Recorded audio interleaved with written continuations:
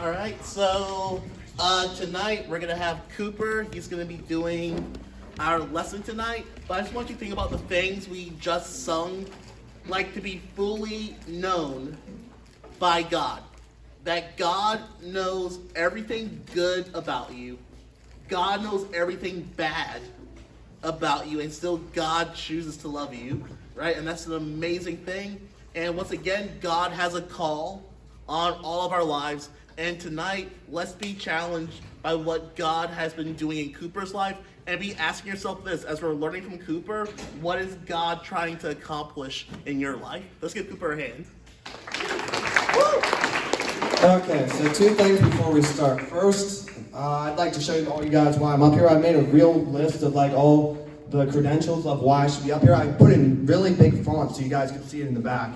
So yeah, absolutely nothing. But I read it by Daryl, so at least it should be all right. I don't know. And also, second thing, since it's the Christmas season and whatnot, I'm gonna one up Daryl and I'm gonna give away something tonight. Woo! So yeah, if you want this giant Reese's, I need a volunteer. Connor, you can come get it. What up, Connor? You sure you want it? It's Reese's. I mean, it's pretty bad. You sure you want it? I don't know if you want it. You sure you want it? Yep. No? You sure you want it? Yes. Okay. Hold on, Connor. One more thing before you leave. I need one thing from in that for a demonstration before we start. Just open up. I just need one of them for one quick second. Here you go.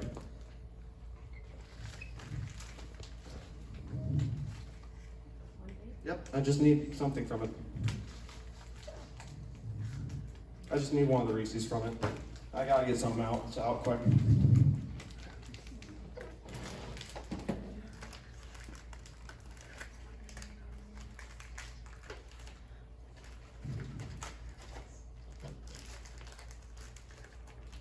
Come on, Connor. You can do it. You see what's in it yet, Connor?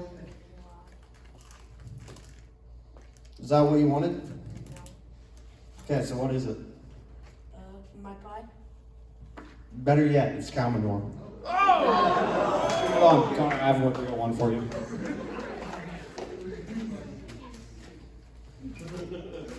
Okay. So. Make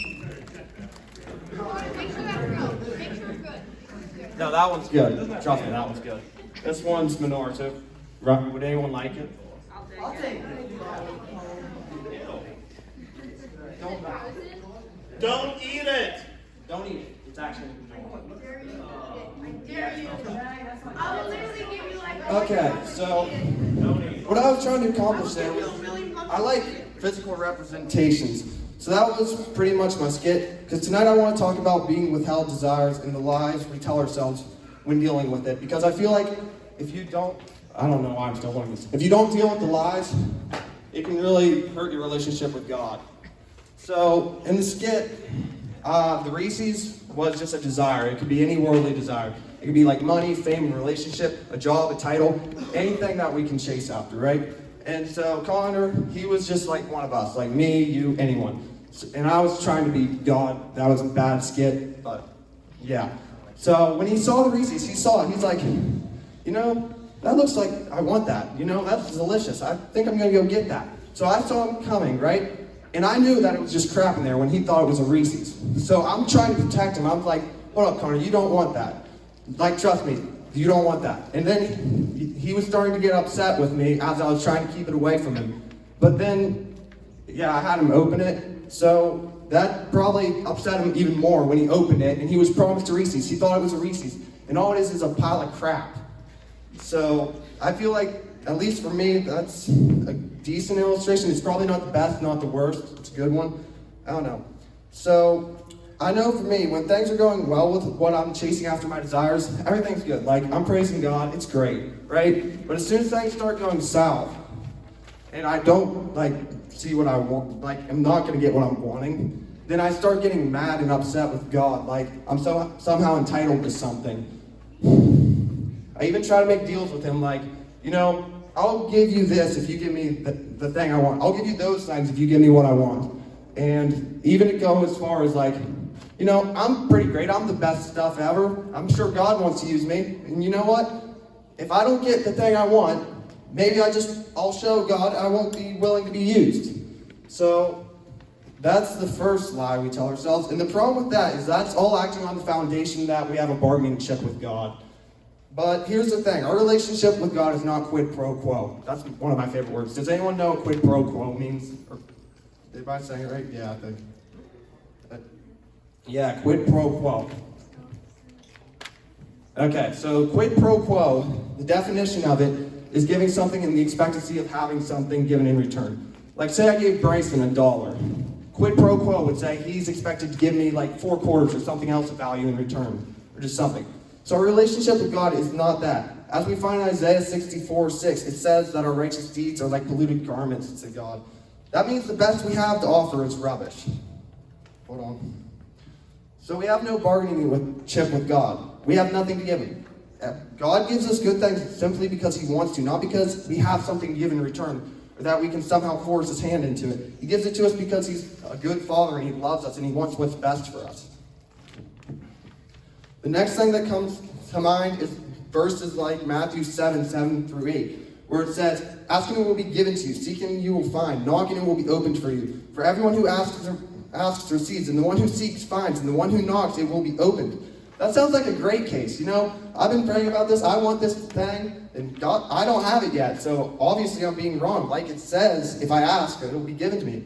That sounds good until you read the next 3 verses, 8 through 11, which says, "Which one of you, if his son asked for bread, would give him a stone, or if he asked for a fish, would give him a serpent? If you then who are evil know how to give good gifts to your children, how much more will your Father who is in heaven give good gifts to those who ask him?" Okay, so that's just pretty much saying that God is going to give us what is best for us. If we ask for something, he won't give it to us if it's going to hurt us. Like, if I ask for a Reese's, he knows it's crap. He's not going to give me it because he knows it will just mess me up or like mess up the place with all the crap. So we should thank him for that, but we tend to get upset just like not the example. We tend to get upset like that, saying stuff like, "God must not really care about me," or "He would give me the thing that I was asking for." So why not pray for $1 million? That's another one. You know, $1 million won't hurt me. I'm sure about that one. Well, James 4:3, "You ask and do not receive because you ask wrongly. You spend it on your own passions." So he's not going to give us something just because we spend it on our own passions. I don't know. So no argument there either. So there are the main ways we try to justify the lies that we are being wronged by God, or God doesn't care about us, or he doesn't love us.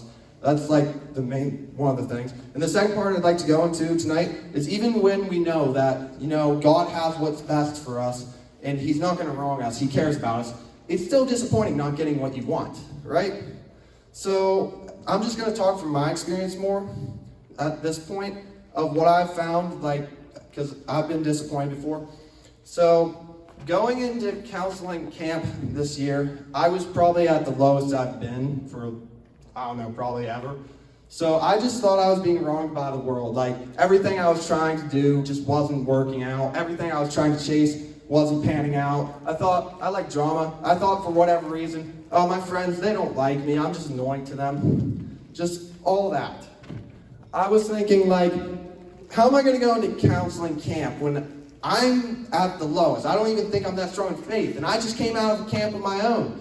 But here's the thing. Whenever my campers came, and I got my eyes off myself and focused on them and how I could help them and how I could serve them, I saw through the lies that I'd been telling myself. And that's just a big thing for me. In order to get over disappointment and get a better perspective, I have to focus on others and God. Because whenever I'm self-centered, one of two things happen. I either become very prideful, I'm into myself, or I create drama for myself. Either one of those is not good.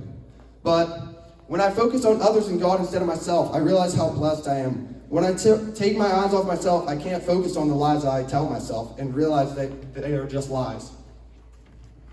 Okay, so it's funny. We can't think about two things at once. When we are thinking about ourselves and spending our energy chasing our heart's desires, we miss God's blessing and feel he isn't here for us. But the reverse is also true. If we're focused on God and others, we become focused on on them, we see all the blessings that God has blessed us with. Hold on. I'm sorry. We see all the blessings He has blessed us with, and it focuses our eyes on Him. If we are focused on what God gave us, we cannot be focused on what we don't have. That's probably the biggest thing from tonight.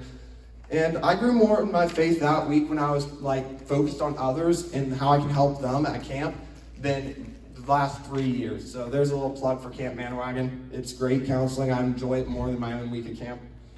And so, in conclusion, I'd like to say it isn't wrong to chase after your desires. That's not the point of the night. The point of the night is it's wrong to chase your desires if when you are withheld your desires, you get mad at God or upset with God. And yeah, that's pretty much it. So now Daryl can come yell at me if he wants.